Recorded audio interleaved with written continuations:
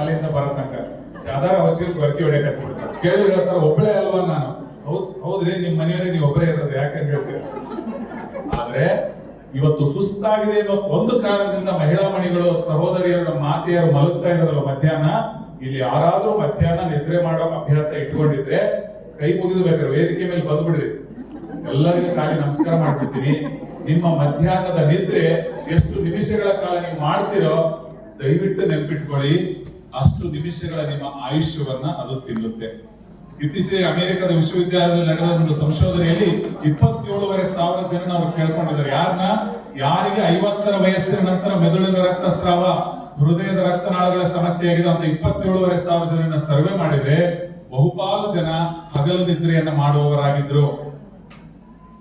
ನೀವು ಬೆಳಗ್ಗೆ 6 ಗಂಟೆ ನಂತರ ಮಲಗಿದ್ರು ಅದು ಹಗಲು ನಿದ್ರೆ. ಸೂರ್ಯ ಬಂದಾಗಿರುತ್ತೆ 5:30-5:45ಗೆ. ಹಾಗಾಗಿ ಹಗಲು ನಿದ್ರೆ ಮಾಡಬೇಡಿ. ಸರ್ ಹಾಗಾದ್ರೆ ಮಧ್ಯಾಹ್ನ ನಿದ್ರೆ ಮಾಡ್ಲಿ ಡಾಕ್ಟ್ರೆ, ದೇವರನ್ನೇ ಮಾಡ್ಬಿಡಮ್ಮ. ಅದು ಹಗಲೇ, ಮಧ್ಯಾಹ್ನಕ್ಕೂ ಹಗಲು ಅಂತಾರೆ, ಸಾಯಂಕಾಲಕ್ಕೂ ಹಗಲು ಅಂತಾರೆ. ಇಲ್ಲಿ ಲಿಂಗ ಭೇದ ಇಲ್ಲ. ಇದು ಮಹಿಳಾ ಶಿಬಿರ ಆಗಿರ್ಬೋದು. ಒಬ್ಬ ಯಶಸ್ವಿ ಮಹಿಳೆಯಿಂದ ಇರುವಂತ ಪುರುಷರು ಕೂಡ ಇದು ತಪ್ಪು ಮಾಡಬಾರ್ದು. ಇದೆಲ್ಲರಿಗೂ ಅನ್ವಯ. ನಿಮ್ ಕುಟುಂಬಕ್ಕೆ ಸ್ವಾಮೀಜಿಗಳು ಏನ್ ಹೇಳ್ಯಾರ ನನಗೆ ಕಿವಿ ಇಡಿ, ಇಡೀ ಕುಟುಂಬಕ್ಕೆ ಸಹಾಯ ಆಗಬೇಕು. ಇವ್ರು ಸಂಘಕ್ಕೆ ಬಂದು ಇವರು ದುಡ್ಡು ತಗೊಂಡು ಏನೋ ವ್ಯವಹಾರ ಮಾಡಿ ಆರ್ಥಿಕವಾಗಿ ಸಬಲ ಕಾಯಿಲೆ ಬಂದ್ರೆ ಏನ್ ಮಾಡೋದು? ದುಡ್ಡು ಎಲ್ಲ ನಮ್ಮಂತ ಡಾಕ್ಟರ್ ನಾವು ರಿಚ್ ಆಗ್ತೀವಿ ಅಷ್ಟೇ ಅಲ್ವಾ? ಮಾಡ್ತೀರಾ? ಈ ಒಂದು ತಪ್ಪನ್ನು ಮಾಡಿದ್ರೆ ದೂರ ಇರ್ತೀರಾ? ಹಗಲು ನಿದ್ರೆಯನ್ನ ಮಾಡಬೇಡಿ. ಯಾವಾಗ ಮಾಡ್ಬೋದು? ಕಾಯಿಲೆ ತಪ್ಪದಾಗ, ಸಭೆ ಸಮಾರಂಭ, ಪ್ರಯಾಣ, ಇನ್ನೊಂದು ಮತ್ತೊಂದು ರಾತ್ರಿ ಎಲ್ಲ ಎಚ್ಚರ ಇದ್ದಾಗ ಈ ತರ ಆದಾಗ ಮಾಡಿ. ಈಗ ಮತ್ತೆ ರಾತ್ರಿ ಏನೋ ಒಂದ್ಸಲ ಕಂಡ್ಬಿಟ್ಟು ಇವ್ರು ರಾತ್ರಿ ಎದ್ದಿದ್ದೀನಿ ಅಂತ ಮತ್ತೆ ಮಧ್ಯಾಹ್ನ ಮಲ್ಕೊಂಡ್ಬಿಟ್ಟು. Don't have leave excuses. ಸುಮ್ಮನೆ ಏನೋ ನೆಪಗಳನ್ನು ಹೊಡಬೇಡಿ. ಇದು ಬಹಳ $1 ಮಿಲಿಯನ್ ಕಾನ್ಸೆಪ್ಟ್. ಇದು ಯಾರು 8 ಗಂಟೆ ರಾತ್ರಿ ಊಟ ಮಾಡಿ 10:30 ಮಲಗ್ತಾರೋ, ಹಗಲು ನಿದ್ರೆ ಮಾಡಲ್ವೋ, ಅವರ ಆರೋಗ್ಯ ವಿತಿನ್ 1 ಮಂತ್ ನೆಕ್ಸ್ಟ್ ಲೆವೆಲ್ ಇರುತ್ತೆ. ಮತ್ತು ರಾತ್ರಿಯ ಸಮಯದಲ್ಲಿ ಒಂದಿಷ್ಟು ಆಹಾರಗಳನ್ನು ನೀವು ತ್ಯಜಿಸಬೇಕಾಗಿ ಆಯುರ್ವೇದದ ಒಂದು ಸಲಹೆ ಮತ್ತು ನನ್ನ ವಿನಂತಿ. ರಾತ್ರಿಯ ಹೊತ್ತು ನಕ್ತಃ ದಧಿಭುಂಜಿತಃ. ರಾತ್ರಿಯ ಸಮಯ ಮೊಸರನ್ನು ಸೇವಿಸಬೇಡಿ. ಮೊಸರನ್ನು ಹಾಕಿ ತಯಾರಿಸಿದ ಪದಾರ್ಥಗಳನ್ನು ಸೇವಿಸಬೇಡಿ. ಮೊಸರೊಡೆ, ತೈರೊಡೆ, ಮೊಸರು ಬಜ್ಜಿ, ಮೊಸರನ್ನ ಮಾತು ತಾಯಿ ಅಲ್ಲೇ ಎಕ್ಸ್ಕ್ಯೂಸ್ ಕೇಳ್ತಾರೆ. ಖಂಡಿತ ಮಜ್ಜಿಗೆ ತಗೊಳ್ಬಹುದು, ಆದ್ರೆ ಬಿಗ್ ಬಾಸ್ ಇವೇನೇನ ಇರ್ತಾವಲ್ಲ, ಸರಿಗಮಪ್ಪ, ಲಿಟಲ್ ಚಾಂಪ್ಸ್, ಈ ಮನೆಯೊಂದು 3 ಬಾಗಿಲು ನೋಡೋಣ, ಎಲ್ಲ ಮನೆಗೆಲ್ಲ 3 ಬಾಗಿಲು ಆಗತ್ತ ಸೀರಿಯಲ್ ನೋಡಿ.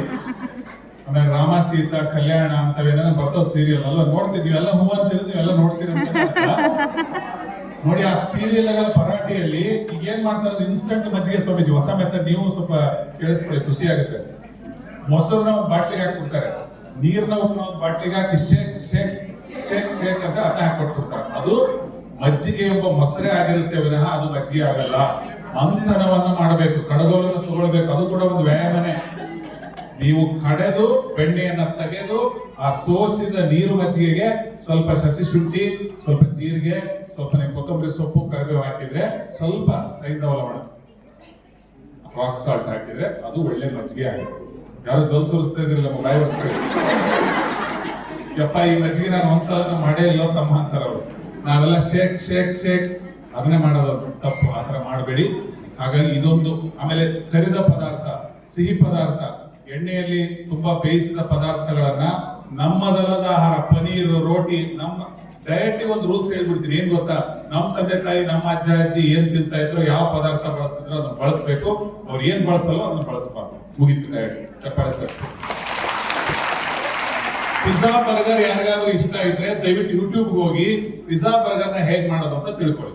ಆದ್ರೆ ನಮ್ಮದಲ್ಲದ ಪದಾರ್ಥಗಳು, ಅಜಿನೋಮೋಟೊ, ಅದೇನ ಪನೀರ್ ಗೀರ್ ಹಾಳು ಹರಿ ಮಾಡ್ತಲ್ಲ, ಅದನ್ನ ಹಾಕದೇನೆ ನೀವು ನಿಮ್ಮ ತಂದೆ ತಾಯಿ, ಅಜ್ಜ ಅಜ್ಜಿ, ಅತ್ತೆ ಮಾವ ಬಳಸಿದಂತ ಅಡಿಗೆ ಪದಾರ್ಥಗಳನ್ನ ಬಳಸಿ ಮನೇಲಿ ಪಿಜ್ಜಾ ಬರ್ಗರ್ ಮಾಡಿ ಸ್ವಾಮೀಜಿನೇ ಕರೀರಿ, ಅವರೇ ಬರ್ತಾರೆ.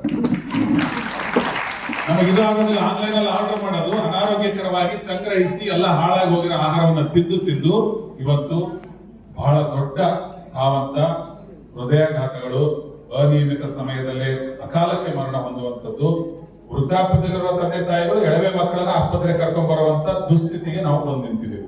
ಅದಕ್ಕೆ ಕಾರಣ ಇವೆ. ಸರಿಯಾದ ಸಮಯದಲ್ಲಿ ನಿದ್ರೆ ಇಲ್ಲ, ಸರಿಯಾದ ಸಮಯದಲ್ಲಿ ಆಹಾರ ಸೇವನೆ ಮಾಡೋ ಹಾಗಿಲ್ಲ, ಮತ್ತು ಕ್ರಮವಲ್ಲದ ಆಹಾರ ಕ್ರಮವನ್ನು ಯಾರು ಟಿವಿ ಮುಂದೆ ಕೂತ್ಕೊಂಡು ಊಟ ಮಾಡ್ತಾ ಇದ್ದೀರೋ ನಾನು ವಿನಂತಿ ಮಾಡ್ಕೊಳ್ತೀನಿ, ನೀವೆಲ್ಲ ಮಹಿಳೆಯರು ಬಂದಿದ್ದೀರಿ, ಹೆಣ್ಣೊಂದು ಕಲಿತರೆ ಶಾಲೆಯೊಂದು ತೆರೆದಂತೆ, ತೊಟ್ಟಿಲ ತೂಗುವ ಕೈ ದೇಶವನ್ನೇ ತೂಗಬಲ್ಲದು. ಹಾಸನ ಜಿಲ್ಲೆಯ ಜಿಲ್ಲಾಧಿಕಾರಿ ಮಹಿಳೆ, ಹಾಸನ ಜಿಲ್ಲೆಯ ಜಿಲ್ಲಾ ವರಿಷ್ಠಾಧಿಕಾರಿ ಮಹಿಳೆ, ಹಾಸನ ಜಿಲ್ಲೆಯ ಜಿಲ್ಲಾ ಪಂಚಾಯತ್ನ ಮುಖ್ಯ ಕಾರ್ಯನಿರ್ವಹಣಾ ಅಧಿಕಾರಿ ಮಹಿಳೆ, ಹಾಸನದ ಅಪರ ಜಿಲ್ಲಾಧಿಕಾರಿ ಮಹಿಳೆ, ಮತ್ತೇನ್ ಬೇಕು ಅಂತ ಸ್ಟ್ರಾಂಗ್ ಆಗಿ ಅಚೀವ್ ಮಾಡ್ತಾ ಇದ್ದೀರಾ. ನಿಮ್ಮ ಆರೋಗ್ಯ ಚೆನ್ನಾಗಿರ್ಬೇಕು.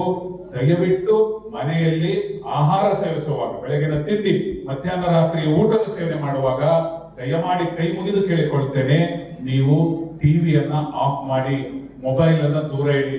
ಸಿದ್ದರಾಮಯ್ಯರು, ನರೇಂದ್ರ ಮೋದಿಯವರು ಫೋನ್ ಮಾಡಿದ್ರೆ ಮಿಸ್ ಕಾಲ್ ಇರುತ್ತೆ, ಮತ್ತೆ ಮಾಡಿ. ಹೌದಲ್ವಾ? ನೋಡ್ರಿ, ತನ್ಮನ ಭುಂಜಿತ, ನಾನು ಮಾತಾಡೋದಕ್ಕೆ ಎಲ್ಲದಕ್ಕೂ ಗ್ರಂಥಗಳ ಉಲ್ಲೇಖ ಇದೆ. ನಾನು ಸುಮ್ಮನೆ ಕಾಮಿಡಿ ಮಾಡಿಲಿ ಯೂಟ್ಯೂಬ್ ಅಲ್ಲಿ ನೋಡ್ಕೊಂಡ್ಬಂದು ಗೂಗಲ್ ಅಲ್ಲಿ ನೋಡ್ಕೊಂಡ್ಬಂದು ಮಾತಾಡ್ತಾ ಇಲ್ಲ. ತನ್ಮನ ಭುಂಜಿತ ಅಹಸನ್ ಅಜಲ್ಪನ್ ನಾತಿ ಧೃತಂ ನಾತಿ ವಿಲಂಬಿತಂ ಅಸ್ನಿಯಾತ್ ಕಾಲೇ ಅಸ್ನಿಯಾತ್ ಉಷ್ಣೇ ಅಸ್ನಿಯಾತ್ ಸ್ನಿಗ್ಧೆ ಅಸ್ನಿಯಾತ್ ಇಷ್ಟಕಾಲ ಇಷ್ಟದೇಶೆ ಅಸ್ನಿಯಾತ್.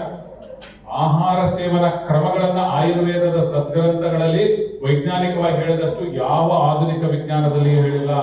ಆಹಾರ ಸೇವಿಸುವಾಗ ಮಾತನಾಡಬೇಡಿ, ಅಜಲ್ಪನ್ ಅಹಸನ್, ನಗಬೇಡಿ.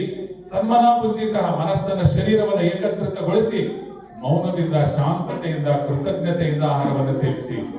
ಸರಿಯಾದ ಜಾಗದಲ್ಲಿ ಕುಳಿತು ಊಟ ಮಾಡಿ. ಇವತ್ತು ನಾವೇನು ಕೈಯಲ್ಲಿ ಇಟ್ಕೊಂಡು ಭಿಕ್ಷೆ ಇಟ್ಕೊಂಡಿರ್ತಾರ, ಒಂದು ಪ್ಲೇಟ್ ಅಲ್ಲಿ ಇಟ್ಕೊಂಡ್ಬಿಟ್ಟು ಟಿವಿ ಮುಂದೆ ರಿಯಾಲಿಟಿ ಶೋಗಳು ನೋಡ್ಕೊಂಡು ತಿಂತಾರೆ, ಧಾರಾವಾಹಿ ನೋಡ್ಕೊಂಡು ತಿಂತಾರೆ. ಎಷ್ಟು ತಿಂತಾವಂತ ಇವಕ್ಕೂ ಗೊತ್ತಿರೋದಿಲ್ಲ, ಎಷ್ಟು ಹಾಕಿವಂತ ಅವು ಹಾಕೋಕ್ಕೂ ಗೊತ್ತಿರೋದು. ಅವು ಎಲ್ಲ ಕಡೆ ನೋಡ್ಕೊಂತ ಹಾಕ್ತಿರ್ತಾವೆ. ಇದಾಗೋದಿಲ್ಲ. ಮಾಡಬಾರದು ಮಾಡಿದ್ರೆ ಆಗಬಾರದು, ಮಾಡಬೇಕಾದದ್ದನ್ನು ಮಾಡಿದ್ರೆ ಏನು ಶುಭವಾಗಬೇಕು ಅದೇ ಆಗುತ್ತೆ. ಸಿಂಪಲ್, ನಿಮಗೆ ಗೊತ್ತಿದೆ. ಹಾಗಾಗಿ ತನ್ಮನ ಭುಂಜಿತ ಎಂಬ ಆಯುರ್ವೇದದ ಸಲಹೆಯಂತೆ ಆಹಾರ ಸೇವಿಸುವಾಗ ಯಾರು ಕೂಡ ಟಿವಿ ಮುಂದೆ ಕೂರಬೇಡಿ, ಮಕ್ಕಳನ್ನ ಕೂರಿಸ್ಬೇಡಿ, ಮೊಬೈಲ್ ಅನ್ನ ನೋಡಬೇಡಿ, ಅಕ್ಕಪಕ್ಕದವರ ಜೊತೆಗೆ ಮಾತನಾಡಬೇಡಿ. ನಿಮ್ಮ ಮನೆಯವರು ಗೊತ್ತಾ GRT ಜ್ಯುವೆಲ್ಲರ್ಸ್ ಕಣ್ರಿ, ನೋಡ್ರಿ ನಮ್ಮ ಮನೆಯವ್ರ ಮನೆ ಅಂದ್ರೆ GRT ಜ್ಯುವೆಲ್ಲರ್ಸ್ ಎಡಗಡೆ, ನಾನು ಮುಂದ್ ನೋಡಲ್ಲ, ಒಂದು ಎಮ್ಮೆ ಬರಕತ್ತೆ, ನಾ ಮುಂದ್ ನೋಡ್ಬೇಕು, ನಾ ಎಡಕ್ಕ ಬಲಕ್ಕ ನೋಡಲ್ಲ. ನಿಮ್ಮ ಗಮನವನ್ನ ಅಟ್ಲೀಸ್ಟ್ ಆಹಾರ ಸೇವಿಸುವಾಗ ಅನವಶ್ಯಕ ವಿಚಾರಗಳ ಕಡೆ ಗಮನ ಕೊಡಬೇಡಿ. ಯಾರು ಆಹಾರವನ್ನು ನೋಡಿ, ಮಾಡರ್ನ್ ಮೆಡಿಕಲ್ ಸೈನ್ಸ್ ಬುಕ್ ಅಲ್ಲಿ ಕೂಡ ಇದೆ, ಸರ್ಜರಿ ಬುಕ್ ಅಲ್ಲಿ, hurry, worry, curry are the causes for acid peptic disorders. ಅಂದ್ರೆ ಹರಿ ಅವಸರವಾಗಿ ತಿನ್ನೋದು, ವರಿ ಏನೋ ಆಲೋಚನೆ ಮಾಡ್ಕೊಂಡು ತಿನ್ನೋದು, ಕರಿ ಹೆಚ್ಚು ಬೇಯಿಸಿದ ಪುನಃ ಬೇಯಿಸಿದ ಆಹಾರ ತಿನ್ನೋದಿದೆಯಲ್ಲ, ತಮಿಳದು ಬೇಯಿಸಿ ತಿನ್ನೋದು, ಇದು ಎಲ್ಲ ಜೀರ್ಣಾಂಗ ವ್ಯವಸ್ಥೆಯ ಕಾಯಿಲೆಗಳಿಗೆ ಮೂಲ ಕಾರಣ. ಅನ್ಯ ಮನಸ್ಕರಾಗಿ ಚಿಂತಿತರಾಗಿ ಆಹಾರ ಸೇವಿಸಬೇಡಿ.